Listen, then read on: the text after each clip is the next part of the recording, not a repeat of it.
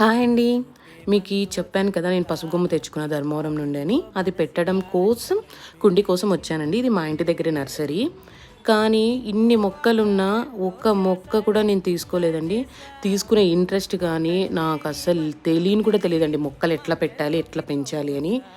దానికి వాటర్ కూడా ఎట్లా పోయాలి అనేది కూడా తెలీదు. కానీ మా అమ్మ ఫోర్స్ చేసింది ఇంకా పసుపు కొమ్ము పెట్టుకుంటే మంచిదని. పెట్టుకోవడానికి వాళ్ళు మట్టి కూడా ఫిల్ చేసి ఇచ్చారు. తెచ్చుకున్నాక చూడండి అస్సలు పెట్టడానికే రాలేదు నాకు. ఎలాగోలా తిప్పలబడి పెట్టాను.